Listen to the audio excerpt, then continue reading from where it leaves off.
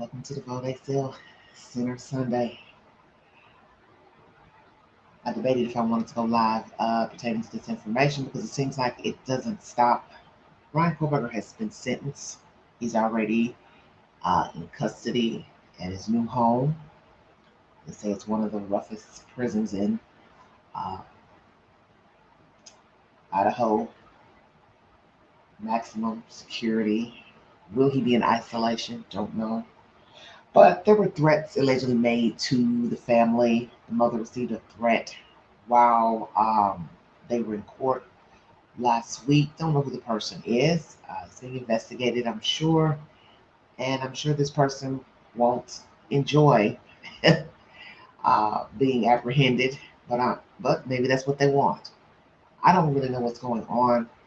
I'm really starting to question a lot of things as of late, the past couple of days pertaining to Brian Kohlberger and these kids. It's apparent that he wiped his phone clean. Uh, there wasn't much information on the said phone that they apprehended, they got from him when he was arrested. So you have to ask a lot of questions. If he had alternate phones, how many devices did he have total? I was thinking about too, gosh, imagine a person who lives in his apartment. Who would want to live there, knowing a killer slept there for a couple of months? How he came to find these victims, listening to commentary from 2.5 years ago about it being random but then targeted. Well, it can't be both. Random crime but targeted. But yet you have nothing on devices to show who the target was, how he came to find these kids. He decided to just drive over to uh, Moscow and pick out a house. So is that what he did? He just said, well, I want to kill somebody. I'm just going to drive over here. I'm going to go somewhere that's not near my uh, domain where I live, which a lot of perpetrators do that. They don't always commit crimes in their jurisdiction. They'll go somewhere else. So maybe that's why he chose that small town. It wasn't near him. But 15 minutes away, 12-minute drive, it's not very far. In most cities, that's just a couple of blocks, 12 minutes. But anywho, how did he come to find these kids? We're going to talk about all that. We're going to hear some commentary from CNN, the latest information. But I'm going to read to you something that's in the Google search pertaining to how many times he visited this house. Obviously, they did geofencing. Some of you may not know what that is. This is where they gather data from cell towers to see who was in the area and at what time. I just so happen to be watching Atlanta detective documentary TV series where geofencing was used in a crime to investigate a crime where a young man, a black male, was stabbed in his apartment. And they used geofencing for the first time in this investigation many years ago.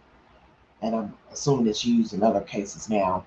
But it's basically gathering cell data in a general area.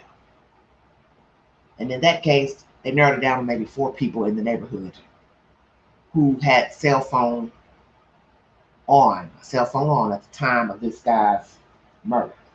And they were able to pinpoint a suspect and they got the right person. So I'm assuming that's what happened here.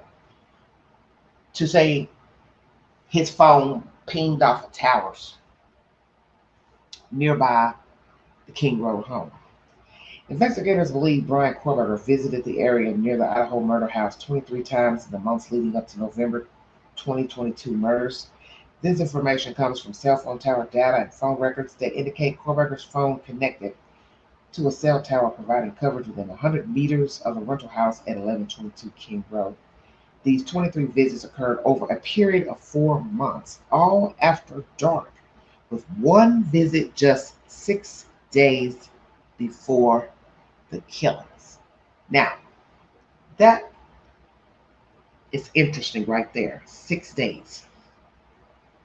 Because what you're going to hear in this CNN information of this reporter talking to the state police and local authorities,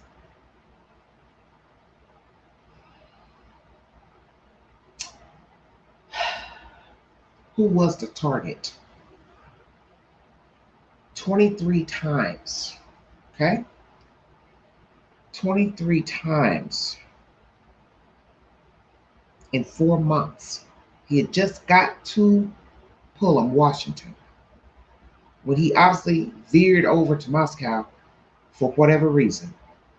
23 times, okay? All after dark, with only one visit just 6 days before the killings. This is very prevalent because in this commentary, you're going to hear Kaylee was not living at the house. Many believe that Maddie was the target. But see, I always like to flip the assumption. Okay?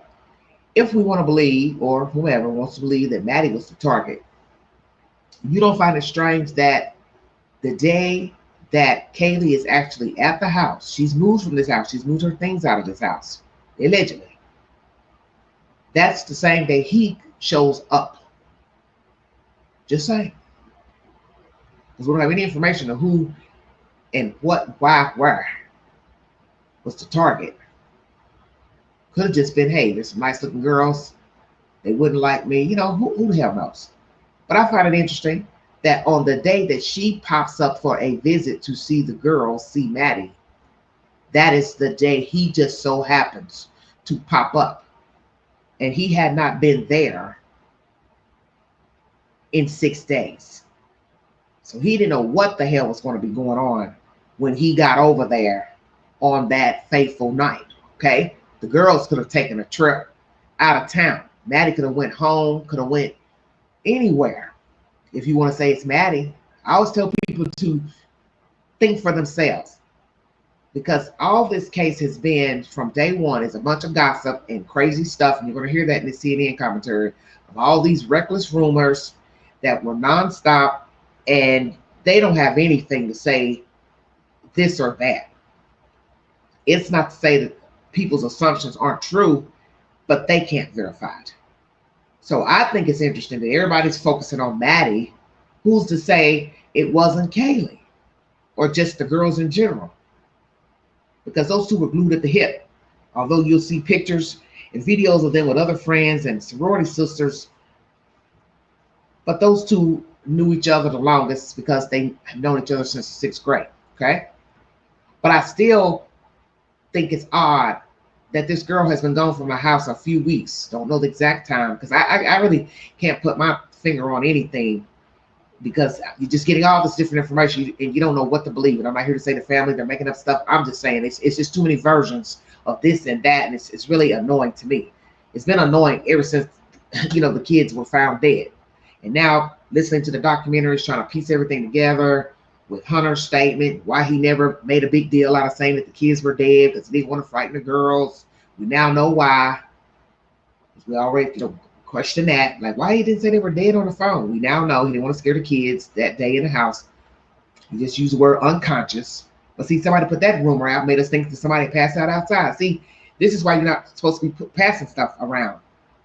Because people start, they don't know what to think about what you're saying. So people just start, running with stuff. But back to what I'm saying.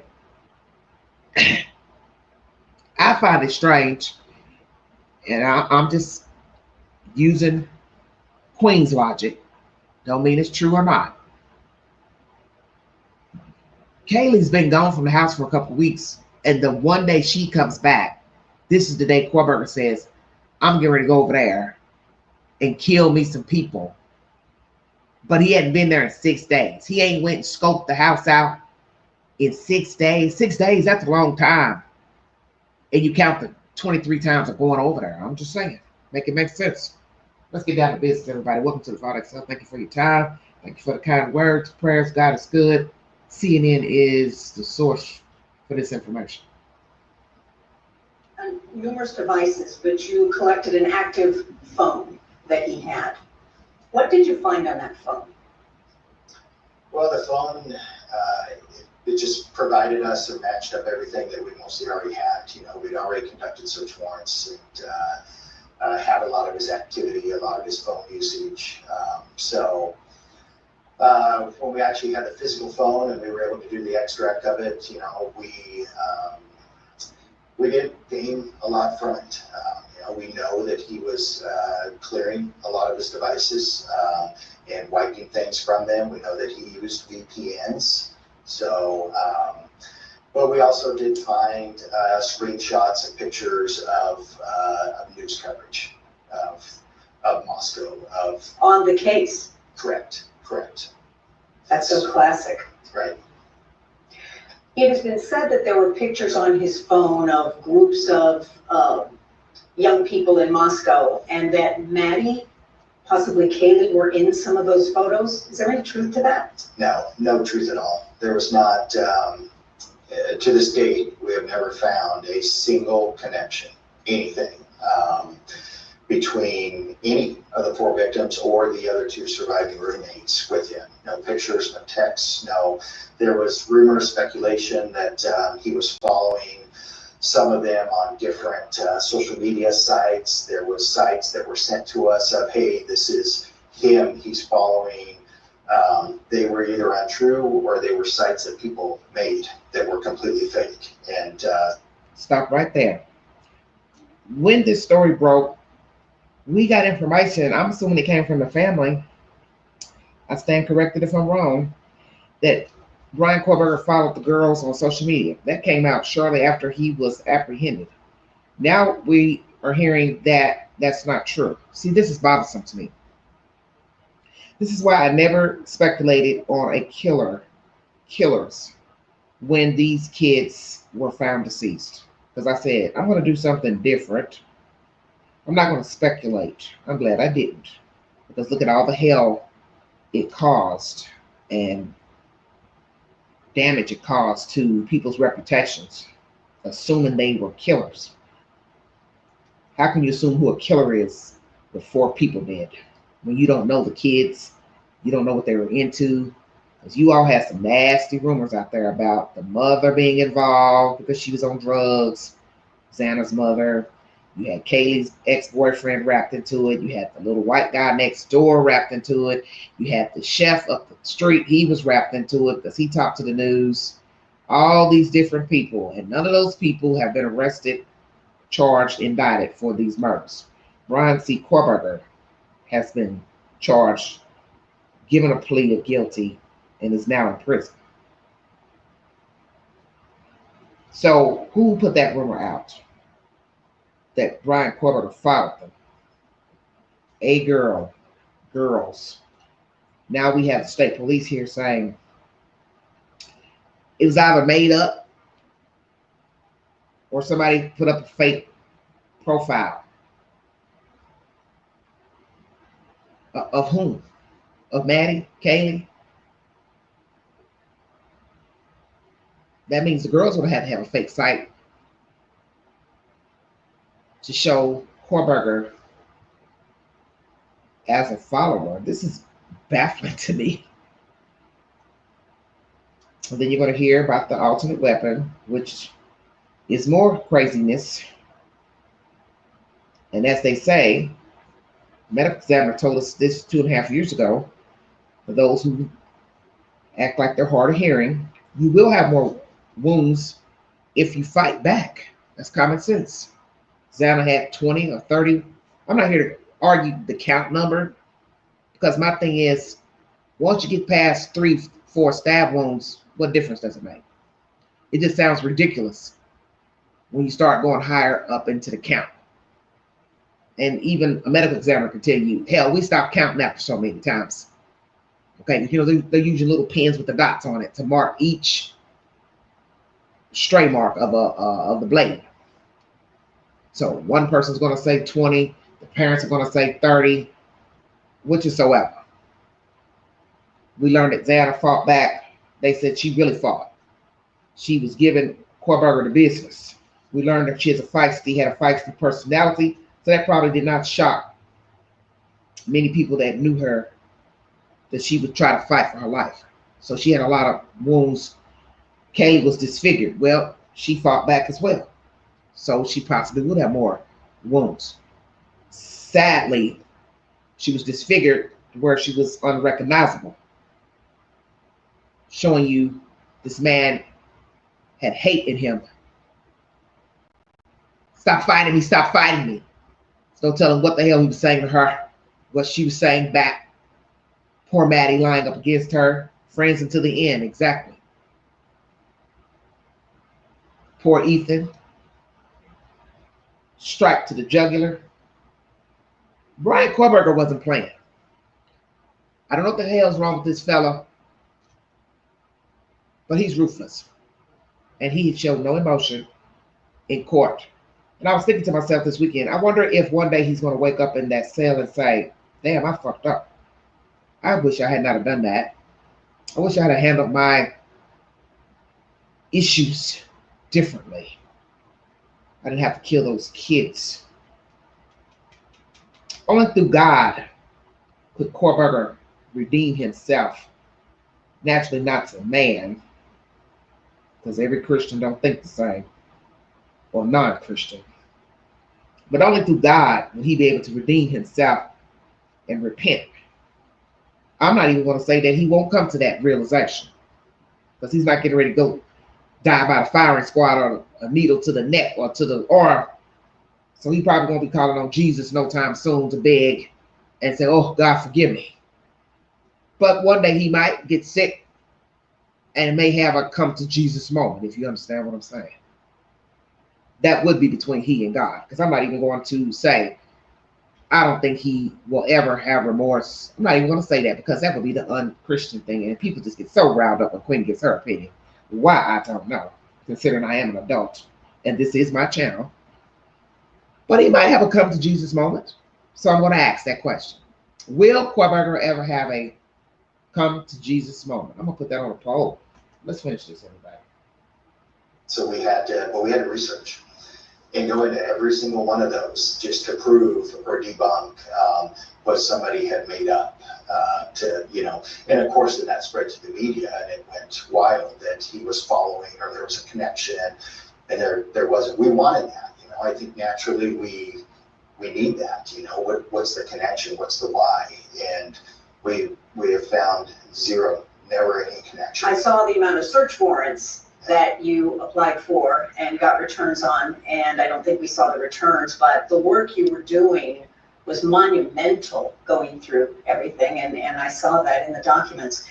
Back at the house, we have now learned, because documents that have not been public have now been made public, and Xana Kernodle found on the floor over 50 stab wounds, many of them, much of them defensive. Can you explain that? Put that into layman's terms, the wounds and the defensive aspect of them. I hate this question. Brief intermission. Layman's term. Why do you need to put in layman's term?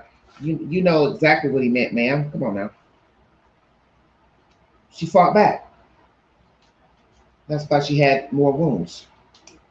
Unexpected victim. Wasn't expecting her to come through the kitchen, stand in the kitchen, get her DoorDash. I was coming for the top floor. Interesting. Also, I'm going to piggyback from the past. Mr. Gonsalves has been very vocal during all of this. And the one thing that bothered me about Mr. Gonsalves was just things he said that just didn't make no sense, such as he didn't have to go up there. Well, that sounds disrespectful to the other dead people. He didn't have to go to the house, period. How about that? That's how I look at it. Kohlberger didn't have no business there, period. I don't care who lived there. And the fact that they want to debate on how he chose the house, who the target was, why. Well, he didn't choose a house full of men. Checkmate. That was the purpose of going over there to the house 20-something times. Verify, verify, verify. Let me look. I won't doubt that he probably was touching himself. We have learned that about sadists, especially like rapists. Excuse my language. They gratify themselves while peeping through windows and staring and gaping at their prospect. Okay? So you do have to ask yourself, vulgar as it appears and sounds, I won't doubt that the man was gratifying himself while watching. And at some point, as I always say about a sadist peeping through windows, how long can you just sit in a car or stand at the road or sit in a tree? It's like window shopping. Used to have mannequins in the windows when I was a kid growing up in the city. Christmas time, they would move, you know, a little fake snow, the sled. Everybody's looking cheerful in the window. You want to be a part of that. Oh, it looks like they're having fun in there, but they're mannequins. They're not real. Okay? It's kind of like Korberger. He didn't look at them as real, he looked at them as objects. Say, walk everybody. Because you know I have a point. You're looking through the window at this fake world, jazzed up people, looking nice, dressed nice. What do I always say about looking in the window? At some point, you're going to get tired of looking in the window. You got to go in the store. I got to touch. I don't want to keep looking at that pretty coat, that pretty dress. I got to feel the fabric. Got to see what it looks like. Might want to try it on. Say, whoa. That's exactly what happened with Mr. Korberger. He got tired of looking through the window. 23 times, how much window shopping can you do? Okay? Wherever he was posted, standing, parked, he got tired of that. Allegations of dog running off into the woods, wouldn't come back. Don't know if that's true. Don't know if he was, baiting a dog, throwing treats at the dog. Who the hell knows? Let's see, because I'm really getting kind of tired of all this he said, she said stuff. It's not to be rude, but it's getting old because the man's been sent to prison, and we're still, it's not stopping this train. This is like a train that's just going nowhere. Because that was the hope. Oh, he gets sentenced, we'll be done talking about him. Still talking about it. Going in a whole nother week, still talking about this food. But you get tired of looking in the window. I got to go in the store. Enough of this. Sitting in this car, drawing attention to myself. And you all don't find that strange? Sitting, standing, somebody should be noticing Mr. Korberger gaping about. Queen don't miss nothing. I said that when I first got the full view of King Road. Taking the tour by the car on one of the YouTubers' videos, very good video. 3D dimension of the house. When you watch that other documentary, it shows a whole apartment building that sits in front of the King Road home. I mean, you get a whole area view of that apartment building. The back of the building faces the King Road house. So all these damn windows surrounding King Road, and ain't nobody noticed Korberger lurking about. Come on now. Nobody notices nothing. See, Queen has a discerning spirit about herself. Thank you, Jesus. And I can hear like a dog.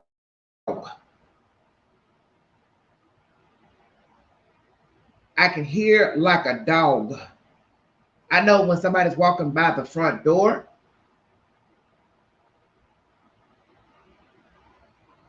and luckily, where I position my bed, I can see you walk by, just lying in my bed, looking down the corridor, looking at your shadow underneath the door. So I know if you halt, stand, putting a piece of paper at the door, a note, oh hell yeah.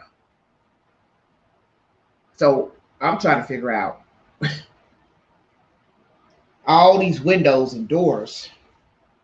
Ain't nobody seen this man standing about. Come on now. Put it on paper. Ain't nobody seen this man standing about, sitting about. Up the hill, around the hill, in front of the house, side of the house, back of the house. Ain't nobody seen nothing. Are you serious?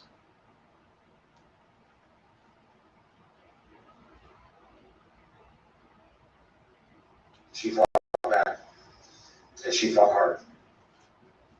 And that's unless Derek can expand on that, that's primarily the reason. Yeah, that was Xana absolutely fought, and we know that Xana was up. We know that Xana had just gotten her DoorDash shortly before this, and was actively up, and so yeah, she did. She fought. So as she fought back, he kept stabbing. The fight just continued. Yes. Kaylee, in the documents that just became public, there was a preliminary autopsy report that said she was stabbed over 20 times. Mr. Gonsalves said, and we haven't seen the final autopsy, but he has said she was stabbed, Kaylee, over 30 times. Do you know the amount of times she was stabbed? We do. We know the exact amount of times that every one of them was stabbed, and it's not something that we would speak about for the privacy of the families. But I can tell you, we've met with families, and his information that he has is very accurate. So he's confirming she was stabbed 30 times. She fought back as well. Her wounds were defensive. So let's make that clear. Sweet Jesus. I'm still trying to understand Mr. Gonsalves' commentary from early on. He didn't have to go up the stairs. But where was he supposed to go, Mr. G? Because as I said, he didn't have no business there. And that's not a nice thing to say, because he didn't have no damn business there in the first place. Just call him a spade. But where was he supposed to have gone? Because when you make a comment like that, you're making it seem like you know he was supposed to be stabbing or hurting somebody else in the house. I'm confused. Because there wasn't but two other people left that didn't get hurt, and that's Bethany and Dylan. And allegedly they had no knowledge, didn't know him, didn't have nothing to do with the crime. So I don't understand that comment. We're gonna go back. We'll go back in time. Make it make sense. He wasn't supposed to go up the stairs. He had no business going up the stairs. What does that mean? State police confirming she was stabbed 30 times or so. 20 times, 30. What's the difference? She's dead. She fought back. She has defensive wounds. That's why she has a lot of wounds. More than Maddie May. Maddie may have said, forget this. I'm losing. It's a losing battle for me. That's a terrible place to be. That's a horrific place to be. When you just surrender, say, fuck it, I'm not fighting this thing. Because I ain't gonna win. Okay? I think about Ethan, bigger than all the people in the house besides the killer. Allegedly he was asleep, so Korberger had an advantage why he could cut his throat. But he didn't wake up during the shuffle with Xana, and you will always have to go back to what Dylan thought she heard somebody saying to the victim, I'm going to help you. So was that Korberger teasing Xana, or Ethan whispering his last words? Came to, was away, wasn't. See, we don't know. As I said on my commentary on my post, nobody really knows what happened at that house except for Korberger and the dead. And he surely ain't talking. He may one day decide to speak, I don't know. But he ain't talking. Mr. Gonsalves also in the past made it clear that the wounds didn't add up. That was one of his other comments. Well, we now know what he means by that, since she had more stab wounds than Maddie May. But what's the difference? Xana had a lot of wounds too. So see why you have to be careful what you speak. Because when you say certain things, it makes people think there's a reason your child shouldn't have been stabbed. Okay? And that's just not a good thing to make a reference to if that's where he was taking it. Because 4 children are dead. They all were minding their business. Korberger didn't know him. They didn't know him. They didn't invite him over. It wasn't a disagreement over a poker game for them to end up dead. So nobody should have been stabbed. Let's make that clear. And I always was bothered by his commentary early on. Why did he go up there? Because he wanted to go up there. Because, you know, the other parents had to been thinking, well, our child's dead too. What difference does it make? Because he didn't have no business there. That's the point. Don't matter who he liked, didn't like, mad at. He didn't have no business at that house. And common sense should tell anybody with a thinking brain, you are going to somebody's house in another state 20 damn times. You knew that other people were going to be there. You knew that they had parties, functions. He probably did watch them on social media, because we're now looking at all these damn videos of these kids laughing, talking. He probably saw them too. He just wiped them clean. VPNs used. He was slick, but he wasn't slick enough, because they still can see him making it to the house, swirling around, leaving the place, turning the phone back on once he gets back to pull him, jumping back up early in the morning, back there at 9 o'clock. Just a busy bee. Just a busy damn bee. But he said, I ain't going to give him everything. Oh, he want to make sure that you ain't going to know who the target is. I'm not going to talk in court. I ain't going to write no Dear John letters. I ain't going to speak to the local news, Mr. N, News Nation. I ain't getting ready to tell y'all nothing. Figure it out. He's callous. This was his show, his party. And sadly, 4 people lost their lives because he's empty. We may never know who the target was. As I always say, it doesn't really matter, because there's just no logic behind what he has done. But people want to know. But you're dealing with a psychopath, if indeed that's what he is. He's not going to talk, because he has to have something for himself, and this is it. They don't know anything. I may never talk. I may never tell them why, how. Let them figure it out. Let them think whatever they want to think. They'll never know until I talk. Well, we know because of the public documents, her face was unrecognizable. And then the concept of, okay, a second weapon, where do you stand on that to set the record straight? And we believe that there was one primary weapon. The same knife was used to kill all 4. As has been reported, and I think the family has spoke to this, Kaylee was struck in the face, and we don't know what caused the marks that were left by it. It wasn't fatal, and we just don't know what caused that. And we've never located, obviously, the knife that we know did kill all 4, and we don't know what was used to do that. Now, were they up in the house, everybody? Don't know. Only Mr. Korberger can tell us who he startled awake, or if they were up, talking, listening to music, dozing in and out. I just assumed maybe Ethan was asleep, because Ethan was a big guy. He was not a little person. Now, I can't say that he was a fighter, but he was a big guy, and you just going to assume, well, he's a big guy, he should be able to, protect himself, but everybody's not a fighter. So one would just, maybe assume he was asleep because he got stabbed in the jugular. Kind of hard to help somebody when you're bleeding out from the throat. I don't know. Kaylee. More mystery. 30 times at least stabbed, defensive wounds. Why she has more wounds. She fought as well, like Xana.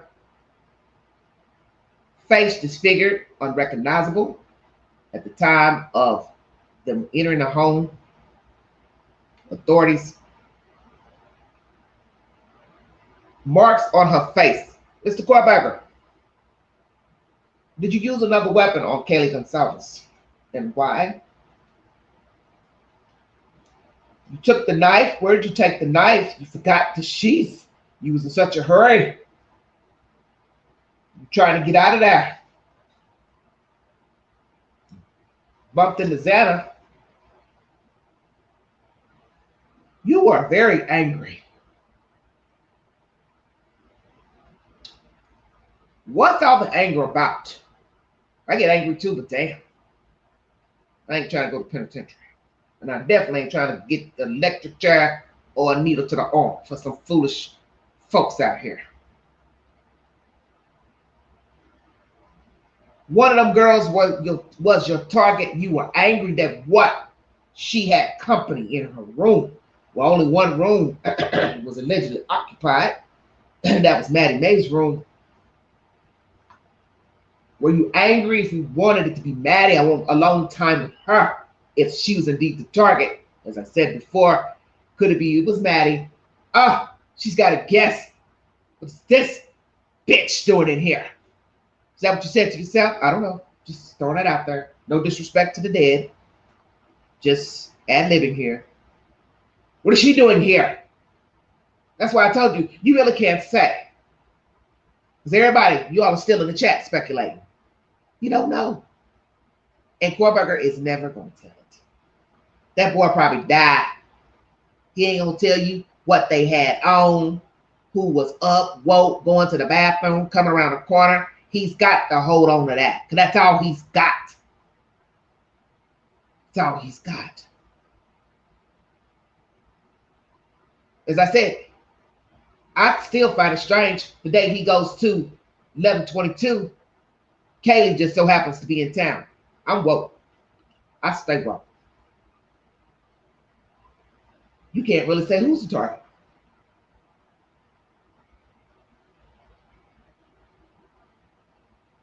Because you ain't got no verification or nothing. Just a bunch of speculation and allegations. And God knows I'm tired of hearing them. I'm not trying to be funny, but enough. I'm over it. Because it's like you're going around and around. You know what I'm saying? It's a train going nowhere. This man is in prison now, and the train is still driving itself down the train tracks. I said to myself the other day, this ain't gonna stop. And this man is in prison, and they still talking about Brian Korberger. You got to be kidding me. Mr. Korberger, what did you use on Kaylee Gonzalez's face, and why, sir? Did you take something else with you? Because they didn't find anything that could have been used on her face. And that's even more scary. Stay woke, everybody. They don't have another weapon. They didn't find anything else in that room that would match the marks on her face. Did you all look at everything in that house? Lord, I hope so. But we stand 2.5 years later. This is their information. And I'm not here to argue. Mr. Korberger, did you have something else with you? Was it his fist, his hands? Picked up something in the room, knocked her out? We'll see. And a fist can be a deadly weapon. Right. The injuries to the face, could that have simply been from a hand on her face? No. So you believe the injuries to her face came from something other than his fist? Yes, I think the fist could have been part of it, but it certainly appears something else struck her to cause the marks that we saw that is not consistent with a fist. Possibly his hands. Possibly. Mr. Korberger, did you take brass knuckles with you? Because we know that brass knuckles will most definitely knock a person out, especially with force. And you seem to have had a lot of force in your hand movement on this fateful morning. What else did you have with you, sir? Brass knuckles, a baton. What did the marks resemble? I'm not going to say, as to respect the dead. This is crazy to me. I told myself this weekend, I said, Lord, have mercy, Jesus. When is this going to end? Sister in court talking about using another weapon. I thought, dear God, where are we going with this? Now we have the state police saying could be his hand, but they don't have anything to show what he could have used. Wow. So you just went to this house fully loaded with items to beat these kids down. You wanted to make sure you were going to be the last man standing. And you were. Sadly, you were. How many weapons did Mr. Korberger take to 1122 King Road?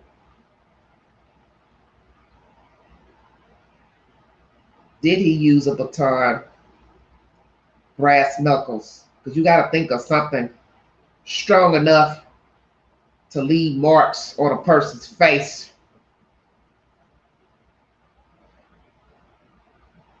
A lot of hate. A lot of hate. And then he didn't leave the weapon behind. Say, well, you left the sheath behind, but if indeed you used two weapons and you took two with you, you knew you were going to be fighting these kids like just a savage beast. Fighting these kids like they've done something to you. This shit is crazy to me.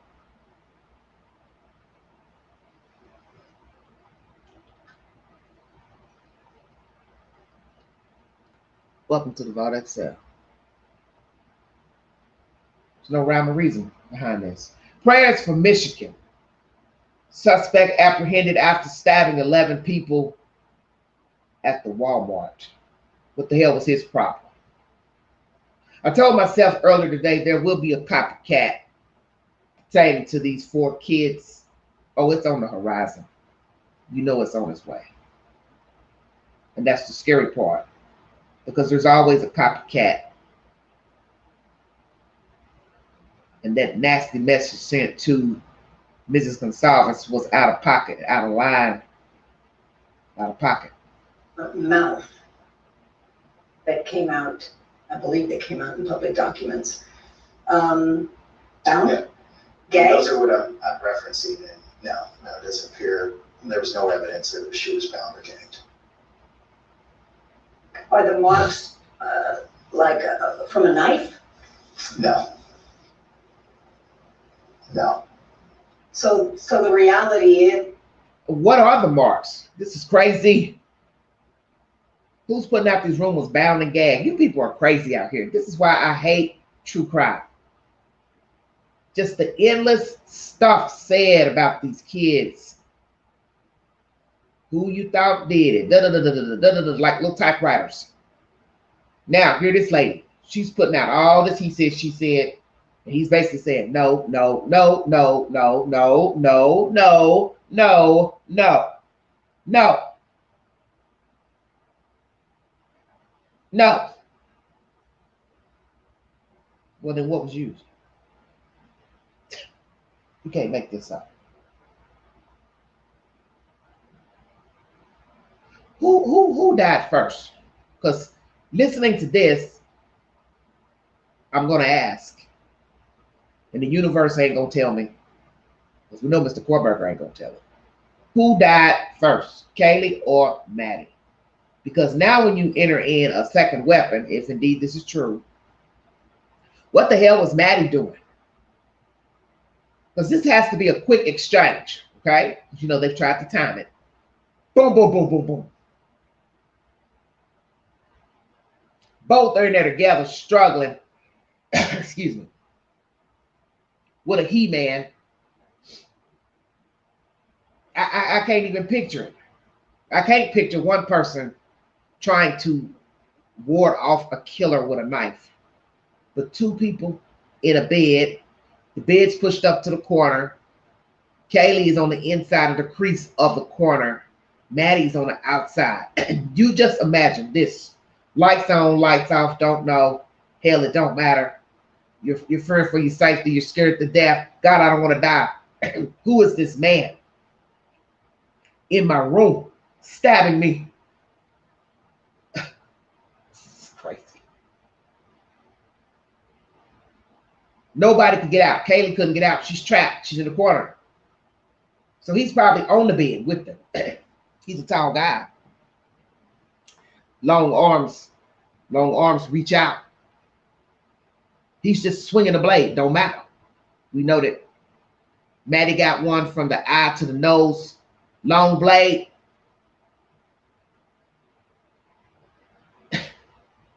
I'm speechless.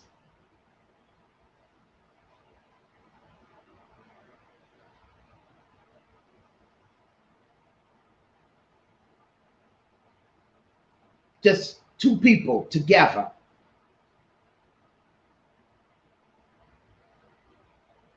Friends until the end. Literally. I can't imagine what they must have been thinking at this time. At that time. Why is this thing in this room with us? Why are we here looking at one another be stabbed by this thing? It's probably what he was saying to Kaylee. Die already. Why are you fighting me? You're not going to win, lady. This is brutal. The to visualize is worse than what they're describing here. And he's being very eloquent in his wording, this state police detective. Lieutenant, excuse me.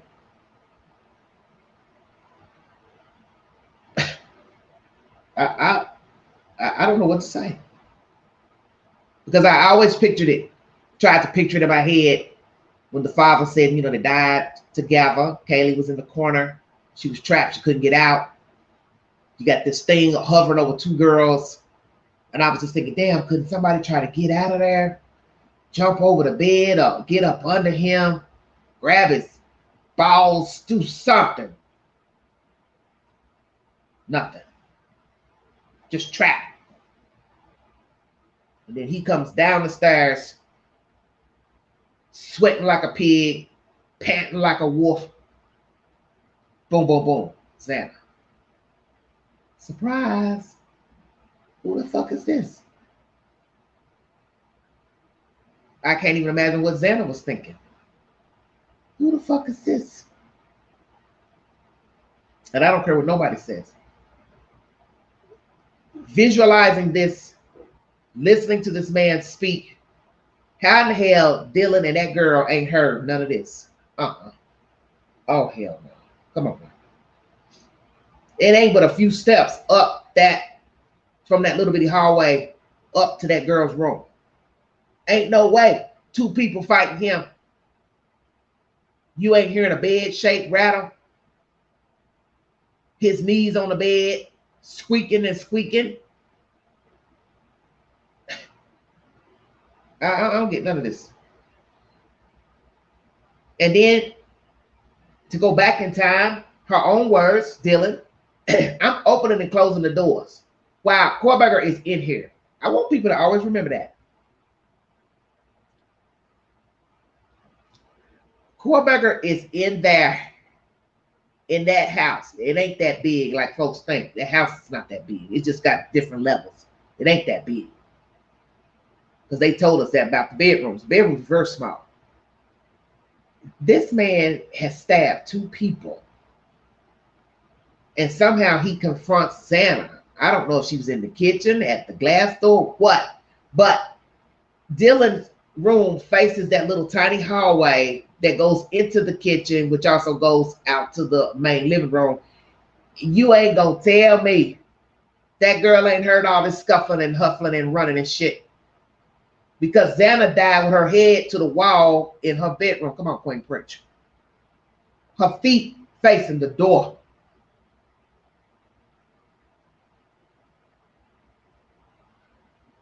So explain how he confronted her and Ethan. Make it make sense?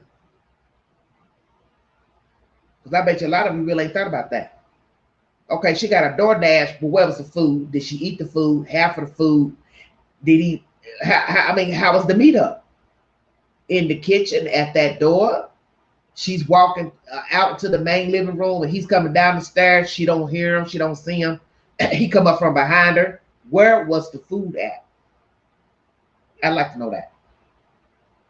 Where was the food? In her room, in her bed, on the floor, in the kitchen, on the counter? Where was the food? Because I'm trying to understand, did she run from one room to the other, or he went deliberately around that corner? Because if Korberger went down those stairs and went to the left, went past Dylan's room in that little cubby hallway, and exited and went into that living room, then he specifically went there to kill them damn kids, Xana and Ethan. Shut your mouth. Is the extent of what was done to her may be a mystery forever. Yeah, it may be.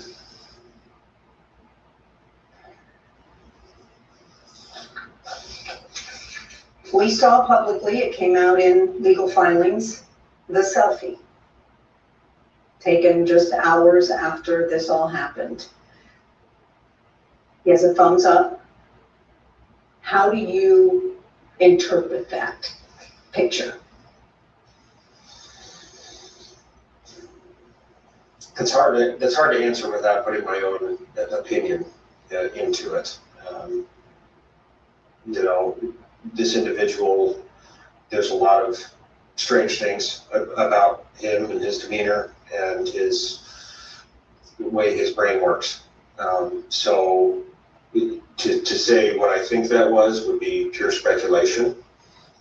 What about law enforcement theory? Because his thumb is up, right? His thumb is up. So that denotes. Right, but the reality was we have many, many other pictures of him, selfies, where he has a very similar pose. It wasn't just one unique that was only that way. That's probably the one that's circulated the most now. And I think you can make lots of speculation because of the timing, but the reality was there's other pictures where he has that similar pose. Excellent. Well, now we know that Korberger had other photographs where he did the thumbs up. So it just looks like he put a thumbs up right after killing the kids once he made it back to Pullman, Washington. How interesting. Mr. Korberger, how many friends did you have on social media? I'm curious. How many Facebook friends did you have? Wondering. What were his conversations like with his social media friends? Mom and dad, sister? Did they talk lovingly and affectionately with Mr. Korberger? How many female friends did Mr. Korberger have? That's what you all should be talking about as well. You want to talk about Mr. Korberger so much. That's what some people want to hear. You obviously didn't like females. Korberger didn't like anybody. Let's keep it real. Korberger didn't like his damn self, so he ain't like nobody.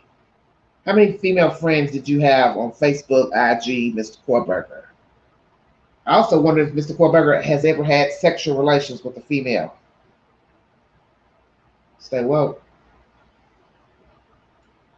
Because that would have to be a lot of pent-up aggression. A man who's never ventured into having sex with a female. Imagine that.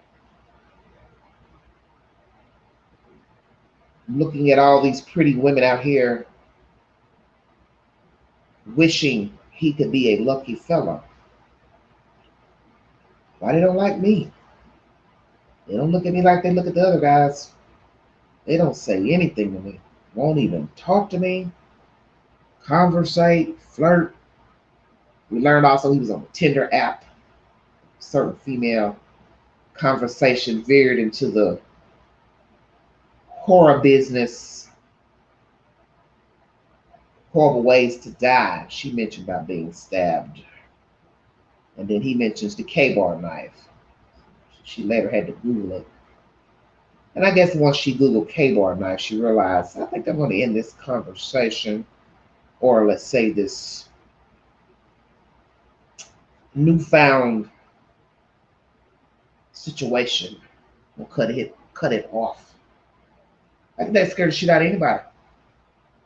But we have heard people would venture on, still talk to Korberger even after Googling what a K-bar knife is, still be talking to him. And listening to more crazy nonsense off his tongue, because it happens every day. People see the signs of something's not right with a person, they still keep talking, texting, going on dates with them, having sex with them, so on and so forth. So this is the second female we've heard had an interesting situation with Korberger from the date site, or dating in general. One girl back in Pennsylvania didn't quite take to Korberger when he went to her apartment. I think it was a dorm or something. Told her she had nice birthing hips. That shows you Korberger does not know how to conversate, because that's a very odd thing to say to a female. That sounds like something a man would say in the 1930s, 1920s. My, you have nice birthing hips. He doesn't know how to talk. So I would suspect that Mr. Korberger has been awkward a mighty long time. He did not know how to talk with people, period.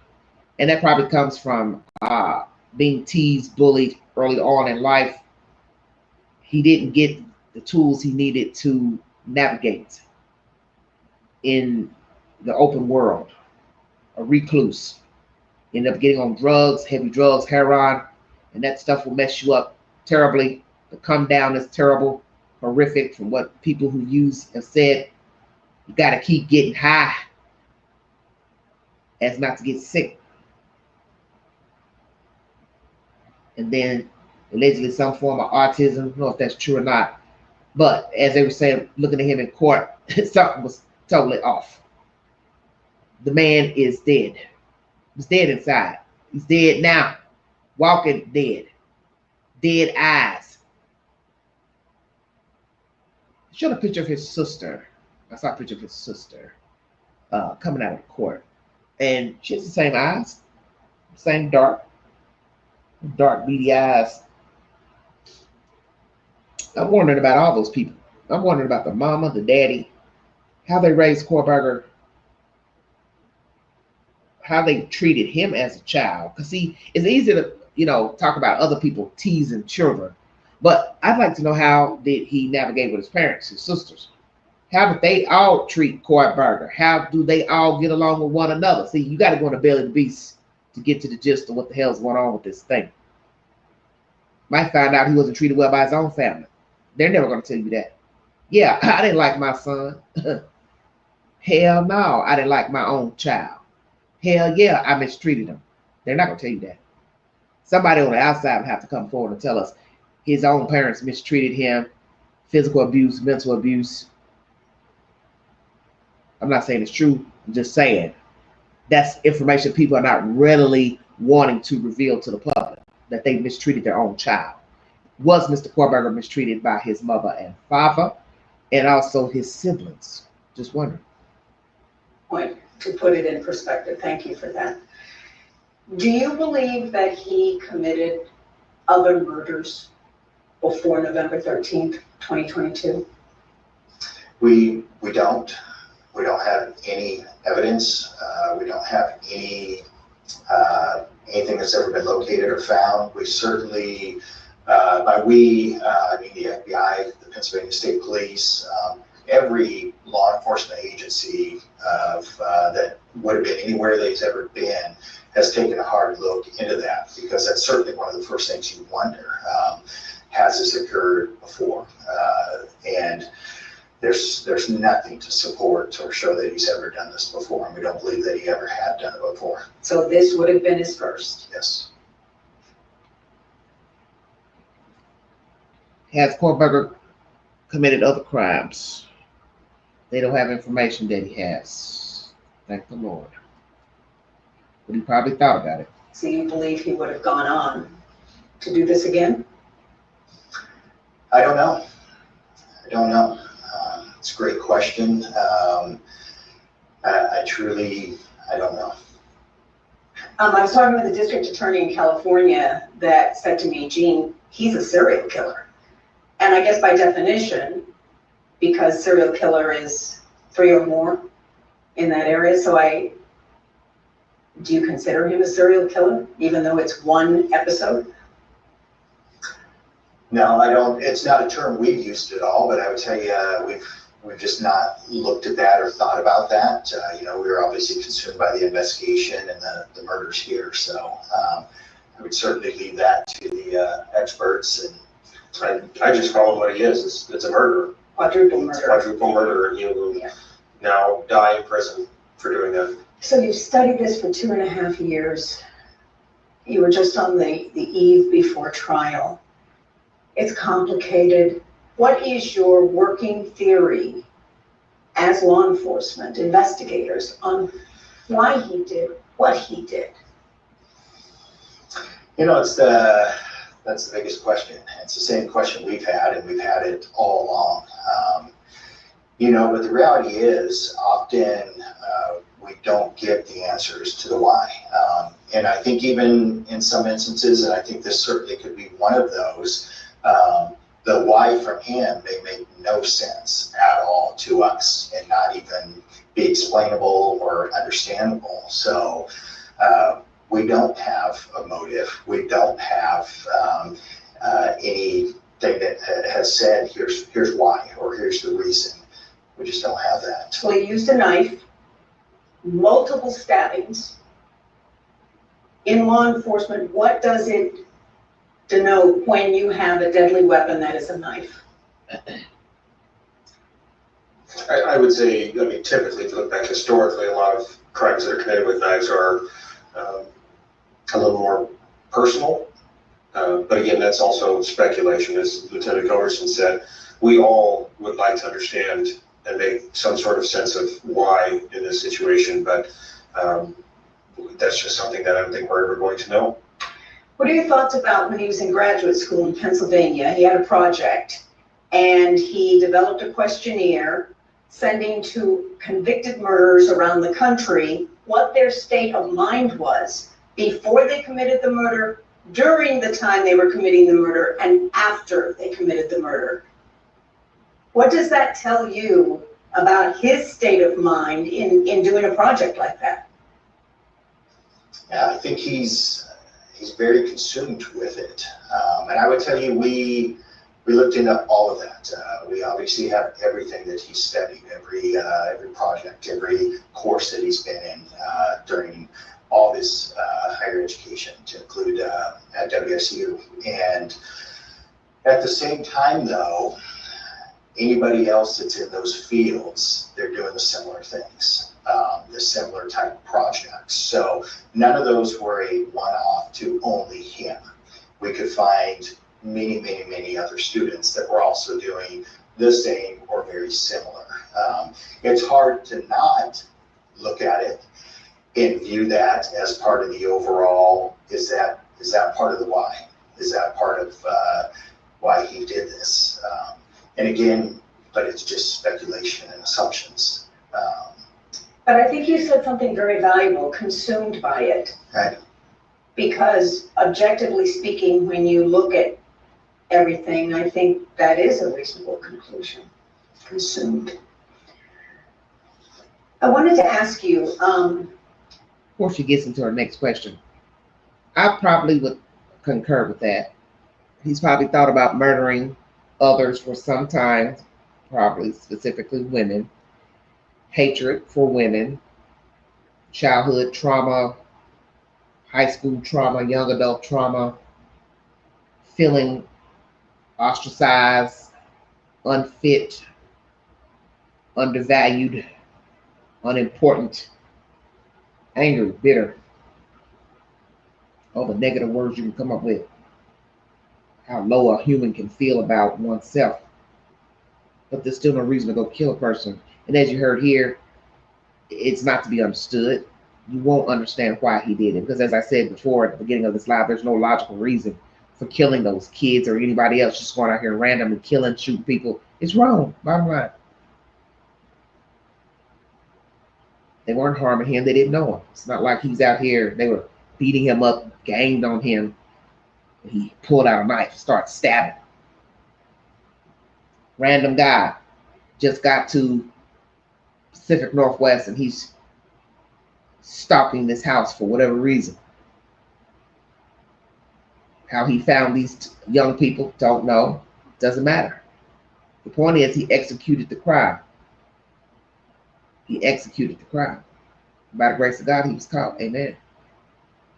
But 4 children are no longer here for this, because of this savage, this beast, this angry beast. And yes, I would assume he's been consumed a long time, angry a long time, bitter a long time. As I said before in my commentary, he's been angry at the world longer than the victims' families have been angry with him. He's a madman. Had they not caught him, I do believe he would have killed again. Because naturally he got a rush from killing before. Exhausted, tired, probably. Don't know why he didn't kill the other 2. Don't know if Ethan, Xana were casualties of war, happenstance. I don't know.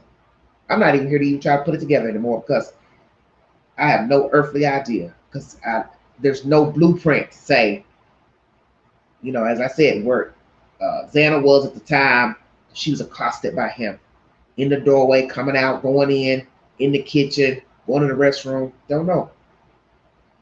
So I can't even say. But it is odd, yes, 2 were unharmed. And I'm sure many people question that.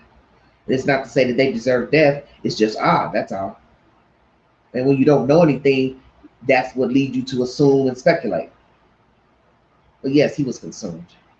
Probably consumed longer than most 28-year-olds at that time. And just so happened to study psychology. Don't know if he studied it because he knew there was something wrong with him. He wanted to kill early on in life. So, hey, I'm going to school, study these people. And then one day I'm going to act it out. See, we're really not going to know anything about his thought process from childhood up until currently, until he decides to speak to someone. And I don't know if he will or not. But he'll probably get bored in prison. That will be the only thing he would have to give to the world, is to unburden himself if he decides to tell the truth about, you know, his life, his thought process, and what and how he chose these kids. The feeling he got, the rush, the anxieties, the fear, parents, what they thought of him, relationship wise, any regrets, remorse. We have to wait to see if he will ever speak. The president of Donald Trump cares about the victims in this case, and he has spoken out twice now about the families, the victims. Has he contacted anyone in Idaho at all that you know of about this case and his concern? No, not that I'm aware of. No, not that I'm aware of. And yeah, somebody said that he had commented something the other day, and I thought they were joking, but apparently he did. Mm-hmm. But no, nothing that we know personally. Right. Well, Mr. Trump likes pardoning people. Yeah, we'll go ahead and say it. He's already made a comment about Ghislaine Maxwell. DOJ has met with her to give her limited immunity and whatever she has to say and the questions they asked her a couple of days ago. And Trump said he had the right to pardon her if he wanted to. Well, you've been pardoning everybody anyway. Hell, he would shock me if he wanted to pardon these Korberger down the road. I don't know. Some people might say, damn, Queen, that's cruel. Not really. Hell, look at the Chrisleys. They've been partying and all they're doing is complaining about how rough it is out here. It's rough out here because you can't swindle anybody. But you should be grateful that you're out free. That's what happens. Now that's what you would call ungrateful. You've been pardoned by Mr. Trump and you're complaining about how rough it is out here. Will Ghislaine Maxwell get pardoned by Mr. Trump? Don't know. We'll come back and talk about that maybe tomorrow. But I feel like that was a prop. Mr. Trump using the Idaho 4 murders as a prop. I'm saying that. You don't like it, that's fine. Unsubscribe. It's my damn opinion. I don't think he cares. And I don't like the fact that she used that in this commentary. He cares about those kids. I don't see that he cares about any of the victims or their family members. It's just the latest hot topic, the Idaho 4 and Brian Korberger. I don't think he cares a damn thing about any of these people involved in this storyline.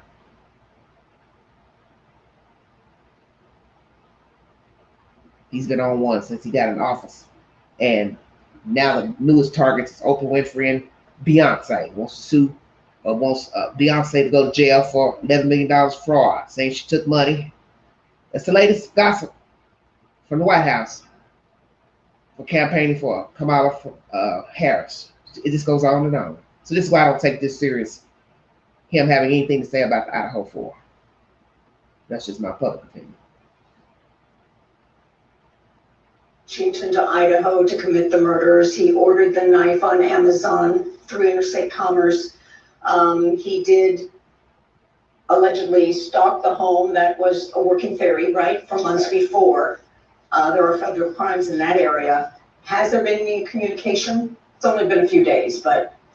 Not for the Department of Justice, other than through the FBI, who's been a fantastic partner with us the entire time. They literally opened anything that we needed. And it was a phenomenal resource, and we could not thank them enough for all of their efforts. I saw that, and I'm sure the partnership was so tremendously valuable. When they started the investigative genetic genealogy, which really is at the forefront of stopping crimes from continuing to happen, they were fast on that. They got you that name. What was that like when you did get that name? Brief intermission. Well, thank God for this genealogy,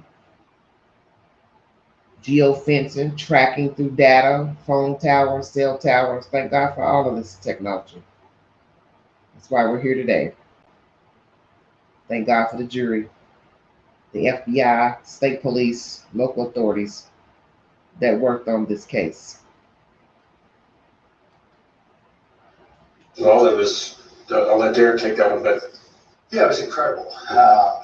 We received a call that evening from them, and they told us that they had some information for us and said that they had a name and provided the name. I think we were all in disbelief, because you've worked so hard and went through so much to that point, and then to just like that have a name.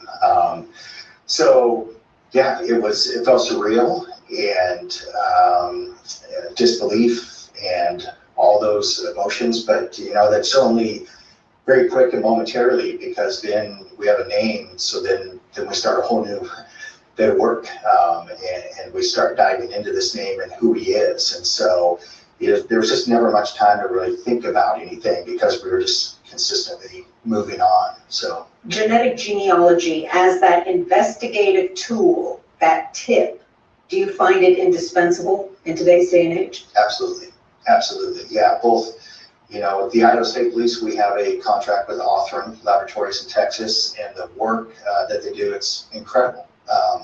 They're solving crimes that are 40, 50 years old, that we would never have any closure or be able to solve those. And so So that the FBI is doing the same, and it's unbelievable. It's a phenomenal tool. Are the students here in Moscow, are they safe now? Yes, yes, our community is safe. Do you have any concern of copycat artists or anything that could, as the judge say, want their 15 minutes of fame?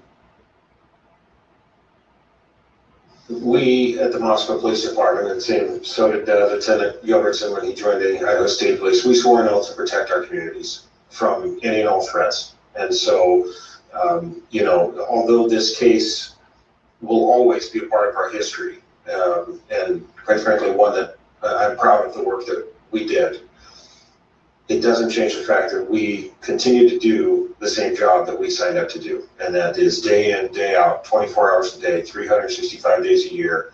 We have officers out there doing the work, keeping the community safe. CNN is the source of this information. Yes, we heard there was a noise at the house. Don't know if that's true or not. Flash, maybe use a taser. Could be a flash from a camera. To go back and take pictures. Lots of questions. We learned that he wiped down his devices. What they gathered from the phone at the time of apprehension, he did have information on his phone about news coverage on the Idaho 4 murders. He used VPNs.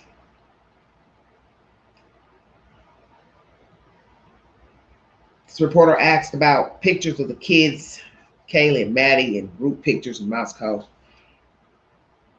The lieutenant said no, there were no pictures on his phone with the girls and pictures with other people. She also mentioned about him following the girls on social media. They don't have any of that information. That was information released early on. I also told you at the beginning of this live stream about him making 23 visits out to that house within 4 months of settling into Pullman, Washington as a student at Washington State. All his visits to 1122 King Road were at night. He had not been to that house in 6 days, which I find very interesting. To wait almost a week before making landfall to stalk the house for one last time and kill the kids. And also finding interesting that Kaylee just so happened to be there that fateful day and night, morning. All visits to the house at night, very creepy. How did he find the kids? Who was the target? What was the motive? I'm just asking this. I'm not really invested really to care because there's just no rhyme or reason for him killing the kids. I'm only saying it because I know people are asking. But to me, it doesn't even matter. Because he had no business killing the kids. And yes, using a knife is deemed personal in the true crime arena, detective world. But many people are stabbed by strangers, such as what happened at the Walmart in Michigan. That white man did not know those people in Walmart. While he was in the self-checkout, decided to stab 11 people. Checkmate. So it doesn't matter. Why did he stab them? Middle of the damn day. Because he could. Same reason why this man stabbed 4 people to death. Because he could.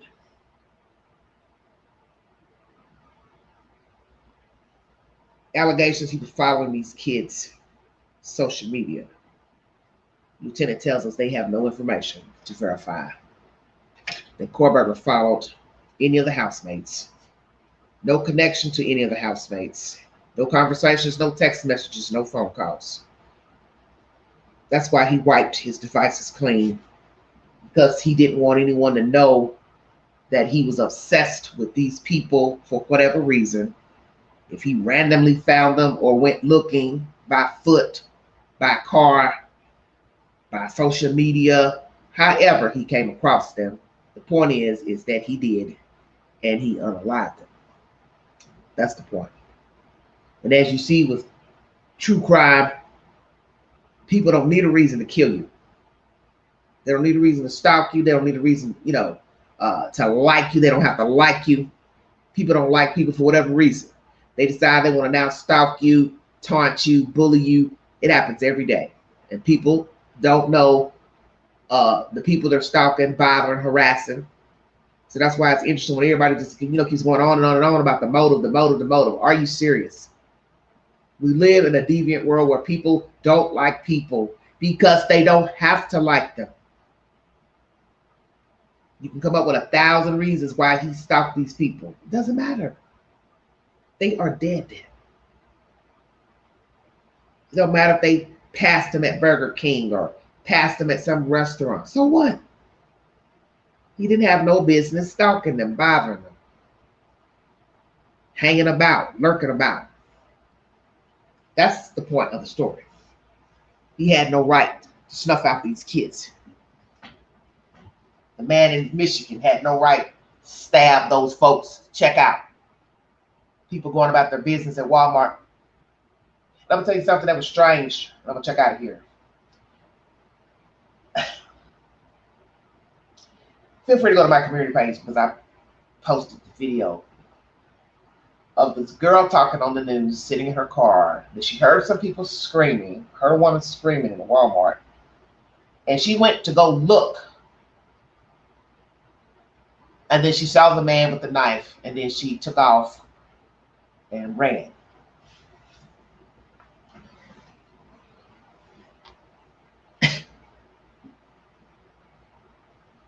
What the hell would possess you to go look? You gonna go look, but you're not going to help her. You didn't go say, hey, I'm gonna help her. Once you saw him standing up with the knife.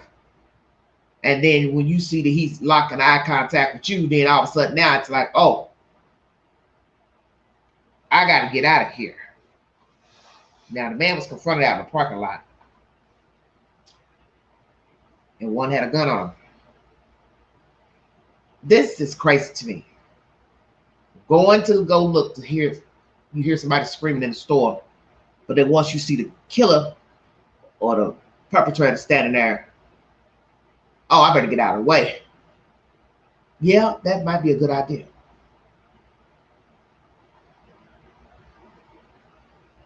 I think I probably just took off running myself as soon as I heard the lady screaming. I don't think I would have went and looked. I don't think.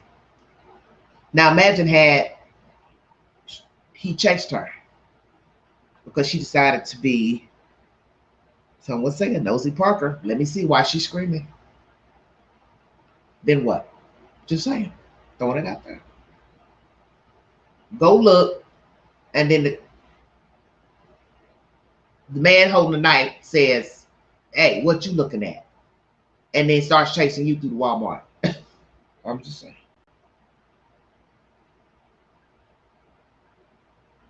Why this man did it, I don't know. He's been charged with inciting terror. Caucasian man, don't know what his problem is, don't know what his problem was. But I say he will end up like Mr. Korberger. We live in strange times. We live in horrific times. And it does not matter if it's strangulation, gunshot, stabbing, poison. Death is death, and it's final. The motive doesn't matter. Like I said, it's not self-defense. You know, there's no reason to be out here killing people, multiple people. Everyone has his or her own reasons for why they decide they want to go on a killing rampage or killing just one person. But those kids did not deserve that. And those people in the Walmart didn't deserve to be stabbed. So this is why I always say, going on and on about a motive is pointless. You want the person to tell you why. Will it make you feel better if they tell you why they did it? Would you all feel better if Korberger tells you why he killed 4 people? This man who stabbed 11 people at Walmart, is it going to make you feel better to know why he stabbed those 11 people in Walmart. I'm just saying.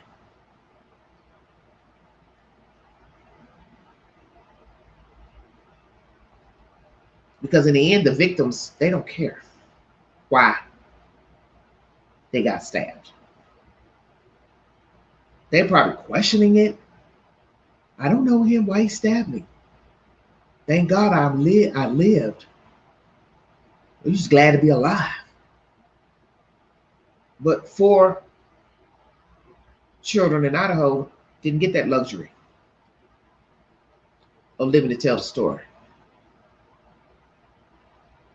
And the only person that holds the key to what happened at 1122 King Road is Brian Korberger. And as I said, I don't know if he's ever going to talk. Probably won't. He might wait a while, year, 2, 10 years. But as I said, he'll probably talk once he gets bored. He realizes, the hype has run down. Nobody's talking about him. He's not being mentioned. Then somebody will probably reach out or say, hey, here's my number, email, let us know, you'd like to do an interview. And then he might decide, okay, I'm going to come out my shell and I'm going to talk. I'm sick of sitting up in here looking at these dodo birds. I'll go ahead and give an interview. He may tell the truth, he may not. But people will be fascinated to hear him finally speak. You want to hear his dialect. You want to hear if he stutters. You want to see if he's rambling or if he's making up things. People are going to have their assertion, his body language, eye movement. It will be a sight to see, most definitely. But will you be getting the truth? That's the point. I think about that lady who spoke last week in court saying she forgave him. It's deep words. Forgiveness. Christian thing to do. Christ forgives us. We should forgive thy neighbor. Very hard thing to do. See, it's hard to do it when it ain't murder. Okay? Because we're the flesh. We're human. And God knows this. He doesn't expect us to be perfect.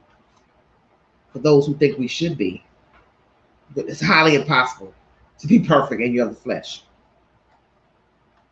As I said, it's hard to forgive people even when it's not murder. The case isn't about murder. Just you feel wronged.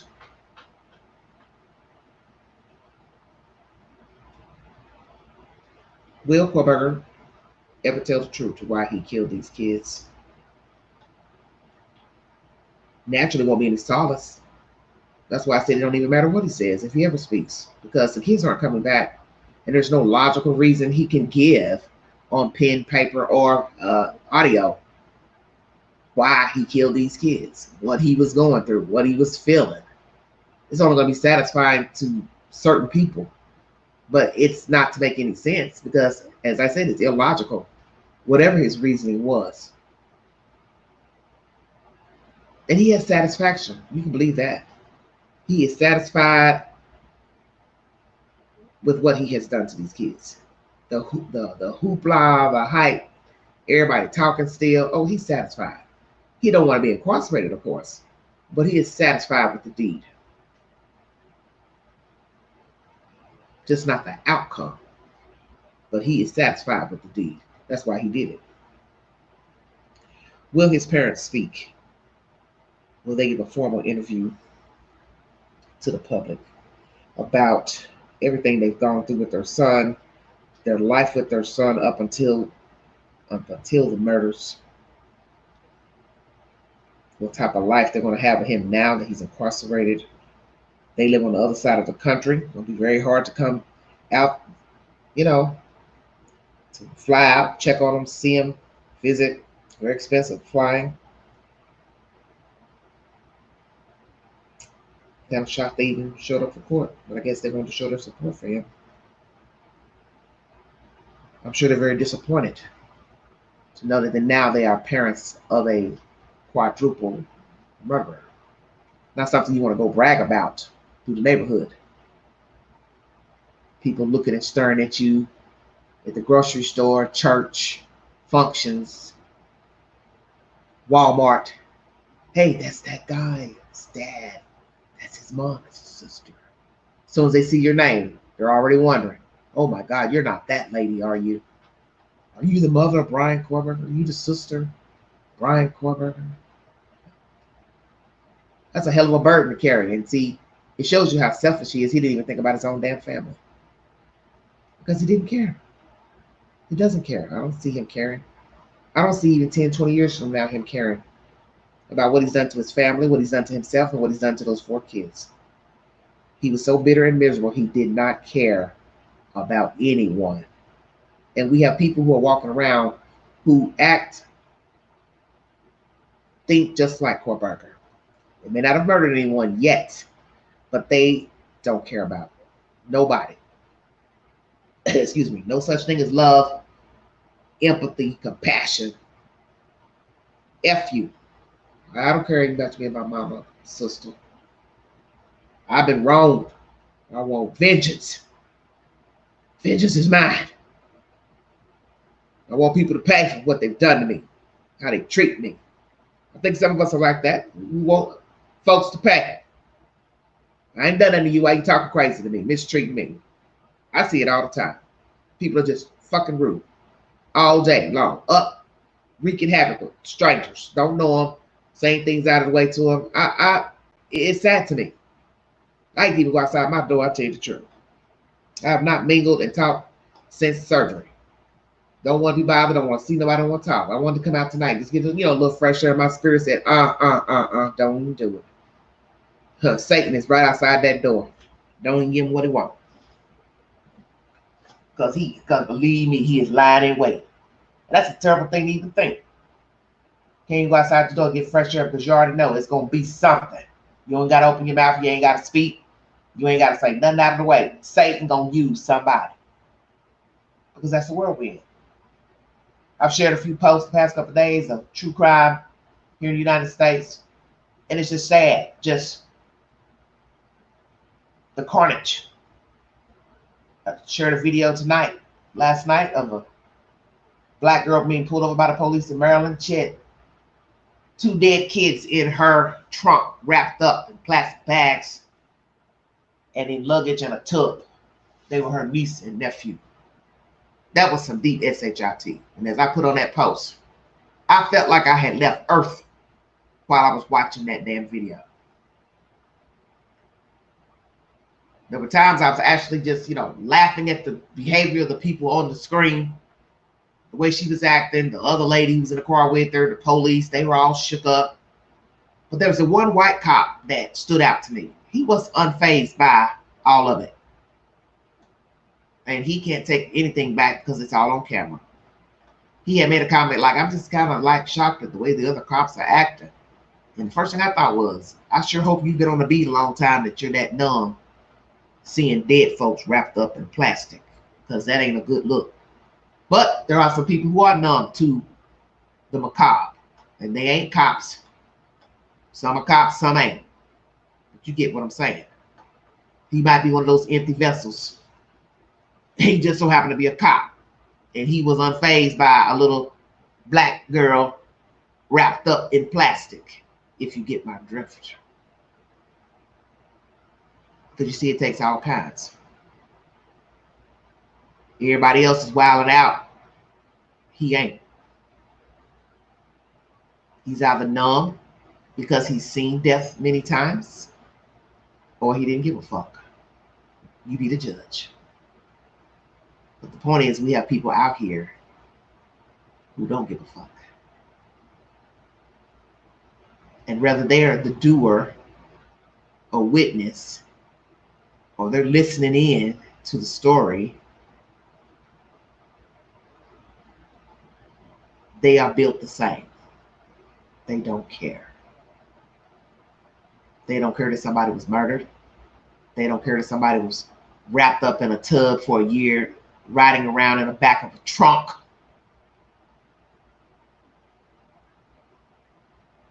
They don't care. And when I see these people out here in these storylines, such as Brian Korberger, this guy at the Walmart in Michigan, this black girl riding her niece and nephew around dead in the back of her trunk, stinking up a car, and she's oblivious. First thing I think, there's somebody else just like her. There's somebody else just like him out here. You don't know their name, but you know they're out here, and it's only a matter of time. You're going to hear their name, and it's going to be all over the news. And that's exactly what that black girl said when the cop kept asking her to unravel them damn plastic bags. She said, "Oh, everybody will know who I am by tomorrow." Exactly what she said. And he didn't get it because he didn't know what was in them damn bags. But she knew, although she was playing crazy, like, "Oh, it's just dirty blankets, just dirty blankets." She knew them dead kids were in that damn tub and suitcase. And that's the sad part of life, is that there's a demon waiting to be famous, seen, notarized for the world to see for their carnage. And that's what's so scary about the Idaho 4. There is a Brian Kohlberger being formed in the womb of a woman, playing right now with little trucks and race cars, studying in high school, doing well. One may not be doing well. One is studying psychology in college or engineering or maybe even a doctor, maybe even working at McDonald's. But there's another Kohlberger lying in wait. That's the scary part. There's another woman walking around. She's going to end up just like that black girl who's riding her niece and nephew around. Because you don't know people. We are all just waiting, sadly. Waiting to see if our number is going to be called. And that to me is very scary. Because we all have to shop, eat, dine, sleep in our homes. And Kohlberger violated these kids in the worst way. So you see there's a flip of the switch between Kohlberger and that Walmart stabber. He broke into a home after stalking these kids for months and killed them and walked out like it was nothing. This guy walks into a public store and starts stabbing people at the checkout. Do you see? They are the same. One was in private, one was in public. You have to be able to sleep. You have to be able to go to work. You have to be able to shop. You don't know the day your number's going to be called. Viciously. That's my commentary, everybody. Like, share, subscribe, drop a comments below this video. Follow the Queen on the Newsbreak app. Also here on YouTube. If you'd like to donate to this great network, $Big Angie 129 Cash App. Stickers and chats always welcome during the live stream. Thank you for your time. Thank you for the kind words, the prayers. I will post a movie of the week for your enjoyment. And I must say, it's been a struggle trying to talk during this live stream, but just bear with me. Thank you so much for your support. God bless all of you. Prayers for the Idaho 4, family members, friends, the community, Moscow, Idaho. And I guess prayers in order also for Kohlberger's family members, because I'm sure they had no idea this was going to happen to their family. Who would want this? Who would want this on their name? Nobody. Please be safe. Be aware of your surroundings. If you see something, say something. Be a part of the solution, not the problem. Mind the children. And I say this especially to the women. Please be aware of your surroundings. At home, sitting outside your house, going and coming, change your routes. Don't post everything to Facebook, IG. Be careful what you tell people. Be careful who you befriend. New people, old people, making enemies. It's all the same. Be very careful. Be very careful because you don't know people. And what I always tell young people, everybody's not your friend. Everybody is not your friend. Thank you for the chat members. Y'all have a wonderful week. You have been listening to the Raw Sound.